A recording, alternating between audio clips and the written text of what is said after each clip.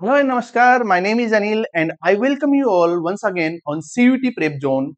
In the last class, we discussed job application, and in this class, we are going to discuss letter to editor. आपके syllabus में letter to editor include किया गया है और उसको किस तरीके से लिखते हैं वो आपको समझना है।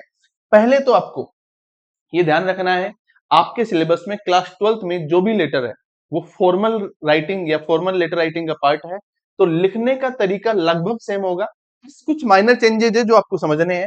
जैसे मैं आपको बात करूं तो पहले तो हम आपके सामने एक क्वेश्चन लिखा हुआ है, ये आपको मैं समझा देता हूं। क्वेश्चन पढ़ लेते हैं आप एक बार। क्वेश्चन को आप पढ़िएगा। Write a letter to editor of the Times of India. आपको क्या करना है? लेटर टू एडिटर मतलब किसको लिखना है? एडिटर को लेटर लिखना है।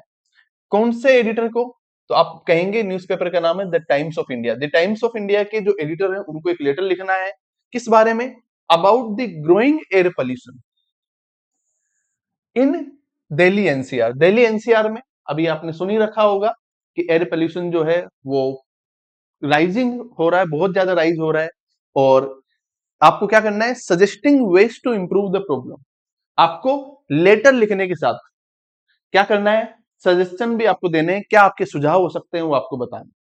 तो चलिए हम लेटर टू एडिटर लिखने की कोशिश करते हैं, समझते हुए चलिएगा। जिस तरीके से आपने जॉब एप्लीकेशन समझा था, ये भी ठीक लगभग उसी तरीके से लिखा जाएगा, बस कुछ माइनर चेंज है। लिखने का पैटर्न या हम कह सकते हैं फॉर्मेट सेम रहने वाला है। तो आपको समझना है, सबसे पहले आप एड्रेस लिखेंगे। मैं सेम एड्रेस इसलिए यूज कर रहा हूं ताकि आप मेरी बात को समझ पाए कि आप जिनको दिक्कत होती है अलग अलग एड्रेस लिखने में, तो आप ये बात समझ पाए कि अगर क्वेश्चन में एड्रेस नहीं दे रखा है तो आप एक ध्यान में भी रख सकते हैं कि इस तरीके से लिखा जाता है। तो आप ध्यान में रखें, क्या लिख देंगे? 20 रामनगर। फिर क्या लिखा था आपने? मानसरोवर जयपुर। ये सबसे पहले आपने लिख दिया है सेंडर्स एड्रेस। जॉब एप्लीकेशन में भी ऐसा ही लिखा था आपने। तो कोई भी टाइप का लेटर जो क्लास 12th में है आपको ध्यान रखना है, एक एड्रेस आप ध्यान में रख ले। इस तरीके से क्या लिख देंगे? Sender's address. इसके बाद date of writing the letter, तो आज क्या है? 8th Feb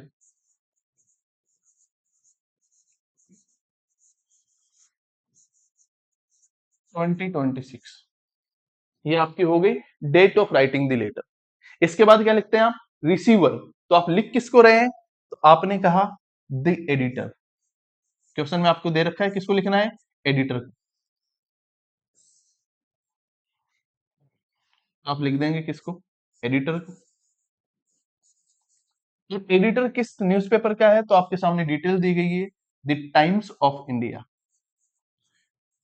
the Times of India, ये आपने न्यूज़पेपर का नाम लिख दिया है। और आप कह सकते हैं टाइम्स ऑफ इंडिया की कौन सी ब्रांच? तो आपने लिख दिया दिल्ली। यहां तक उम्मीद है समझ में आ रही होगी बात।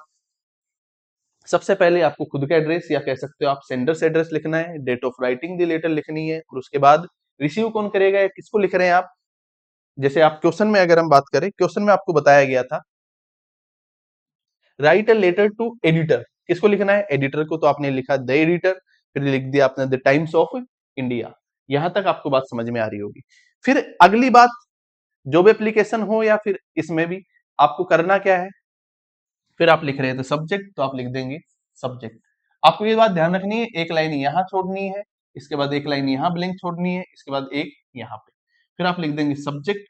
और सब्जेक्ट में क्या लिखेंगे आप? वहां पर लिख रहे थे application for the post of lecturer या फिर कलर, जो भी लिख रहे थे आप, यहां लिख देंगे क्या सब्जेक्ट है आपका? Growing air pollution in Delhi NCR. ये आपने लिख दिया, growing air pollution in Delhi NCR. इसके बाद अगली बात आपको समझना है, वो ये है कि वहां भी आप सर लिख रहे थे, तो एक लाइन छोड़ के आप यहाँ का लिख देंगे सर, और यहाँ कॉमा लगा देंगे। और इसके बाद आप लिखना शुरू करेंगे body of the letter. Job application में बॉडी ऑफ द लेटर जो मैंने समझाई थी वो मैक्सिमम आपकी हेल्प करेगी, लेकिन यहां पर आपको ये समझना है, जब आप लेटर टू एडिटर लिख रहे हैं, यहां आपको ये समझना है कि यहां पर आपको खुद से भी कुछ लिखना पड़ेगा। जैसे जितनी कुछ फिक्स लाइंस है जो मैं आपको समझा देता हूं किस तरीके से लिखना है। पहले आप लिखेंगे through the columns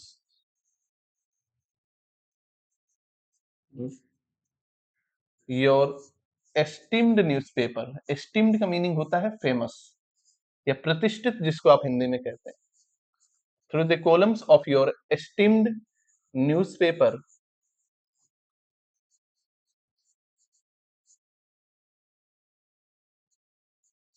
I would like to draw the kind attention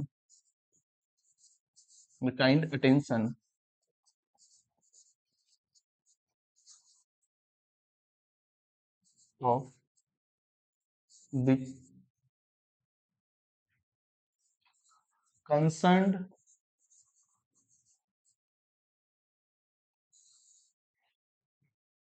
authorities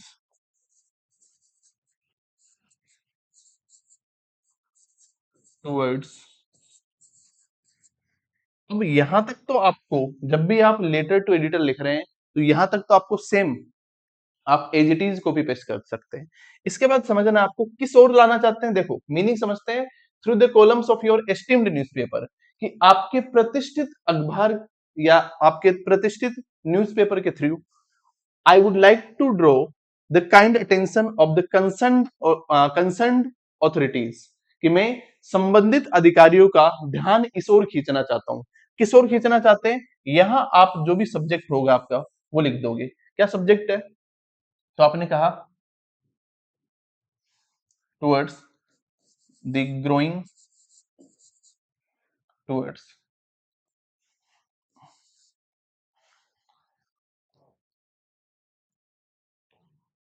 the growing air pollution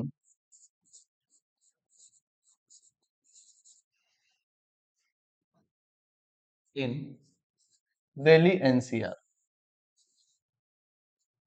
Delhi NCR ये आपने लिख दिया। इसके बाद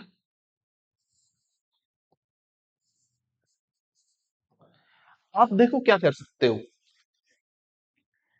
पहले तो आप बता सकते हो किसी भी, ये आपको मैं एक सॉल्यूशन के तौर पे बता रहा हूं कि अगर आपको यहां, इसके बाद देखो सब्जेक्ट आपके एग्जाम में कुछ भी आ सकता है, इसलिए आप ऐसा नहीं कह सकते कि ये फिक्स्ड ही है कि इसी पे आएगा। तो अब आप क्या कर सकते हो, तो आपको एक सिंपल सा फॉर्मूला मैं बता रहा हूं, वो ये है कि आप अपने राइटिंग को इंप्रूव करने के लिए क्या कर सकते हो। सबसे पहले तो जो भी प्रॉब्लम है उसके कोजेज जो भी है, जो भी कारण है उसको बता दीजिए, और उसके बाद उसके कुछ सॉल्यूशंस लिख दीजिए। बस इतना अगर आप लिख देंगे तो आपका काम हो जाएगा। कैसे लिख सकते हैं आप? लिख देंगे आप as we all know the main reasons या the main causes of this pollution are। क्या क्या इस प्रॉब्लम क्या है? The growing air pollution. इसके क्या क्योजेज है, क्या कह सकते हो आप रीजंस है। अब पहले अगर हम बात करें तो आप कह सकते हो आर। एक रीजन तो क्या हो सकता है? Vehicular emissions. कहने का मतलब क्या है? व्हीकल से निकलने वाला जो धुआं है वो एक पॉल्यूशन का रीजन हो सकता है। इसके अलावा इंडस्ट्रियल स्मोक।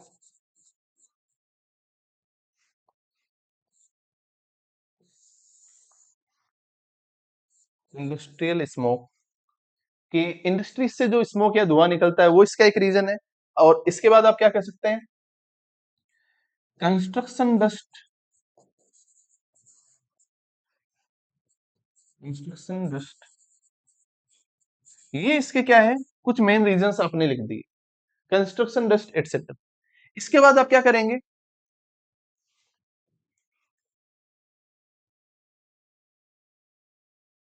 जब आप इसको, इस प्रॉब्लम को सोल्व किस तरीके से किया जा सकता है, वो एक दो लाइन में आपको बता देना है, तो वो आप कैसे कैसे लिखेंगे।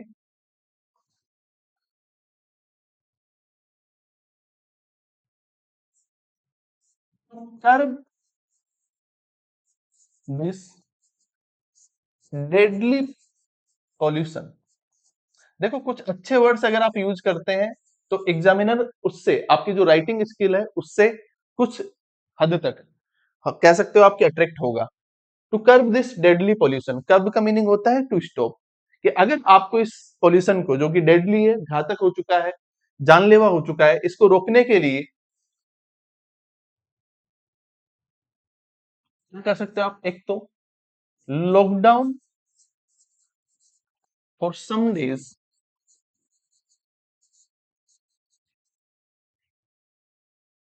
शुड बी इम्पोज्ड, कि एक तो हम क्या कर सकते हैं, लॉकडाउन लगा सकते हैं। इसके अलावा some necessary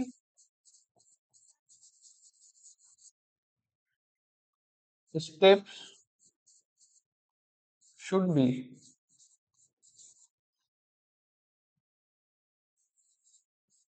followed by the industries, कि कुछ नेसेसरी स्टेप्स जो है वो इंडस्ट्रीज के द्वारा लिए जाने चाहिए। ये इतना भी अगर आप लिख देंगे तो आपने पहले कुछ क्योजेज बता दिए, अब उसका क्या सॉल्यूशन हो सकता है, कि एक तो हम क्या कर सकते हैं, लॉकडाउन इंपोज करके इसको कम कर सकते हैं। अगली बात, जो भी इंडस्ट्रीज है उनको क्या करने चाहिए, कुछ नेसेसरी प्रिवेंशंस जो है, कुछ नेसेसरी स्टेप्स जो है वो फॉलो की जानी चाहिए। इस इतना आप लिखने के बाद नेक्स्ट लाइन में आप क्या लिख देंगे,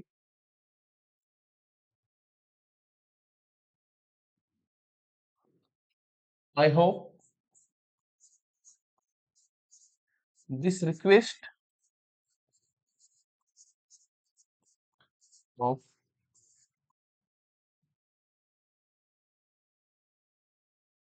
common man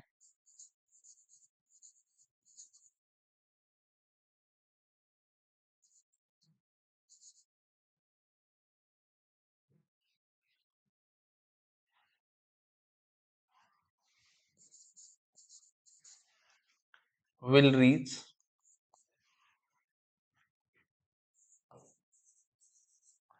to the ear of to the ears of the concerned authorities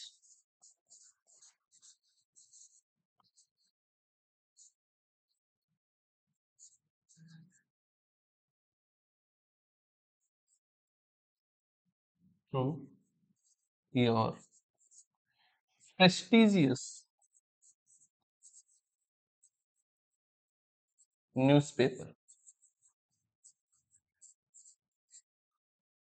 इसका मीनिंग आप समझना, I hope this request of the common man, कि मैं ये उम्मीद करता हूं कि कॉमन मैन की ये जो रिक्वेस्ट है will reach to the ears of the concern authorities, कि संबंधित अधिकारियों के कानों तक ये बात पहुंचेगी थ्रू योर प्रेस्टिजियस न्यूज़पेपर, आपके ये प्रतिष्ठित या आपके जो फेमस ये जो न्यूज़पेपर है इसके थ्रू कॉमन मैन की ये जो आवाज है वो कंसर्न ऑथोरिटीज जो है, संबंधित अधिकारी जो है, उन तक ये बात पहुंचेगी।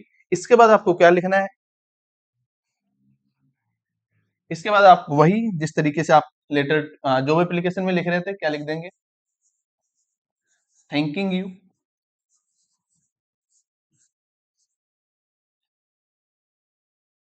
और यहां लिख देंगे आप योर्स सिंसियरली। और क्वेश्चन में अगर कोई नाम था तो वो लिख देंगे। देखो क्वेश्चन में कोई नाम था नहीं तो आप अपने हिसाब से लिख देंगे, कुछ भी लिख सकते हैं, रवि वर्मा। इस तरीके से। तो ये आपका लेटर टू एडिटर है। एक बार मैं फिर से रिपीट कर देता हूं इसको। क्या करना है आपको,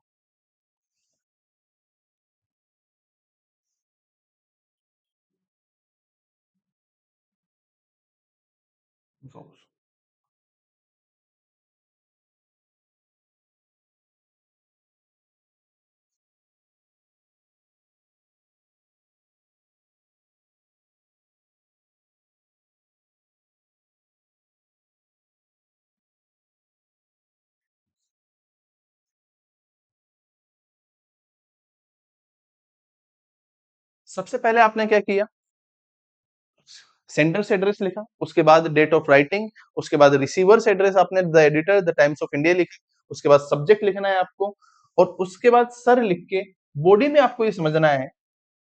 अगर हम बात करें बॉडी में तो आपको समझना है कि ये आपको यहां तक सेम लिखना है। उसके बाद आपको खुद से लेटर टू एडिटर में आपको खुद से कुछ लाइंस आपको लिखनी ही पड़ेगी।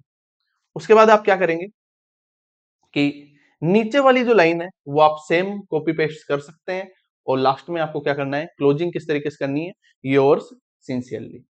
उम्मीद है ये बात आपके समझ में आई होगी।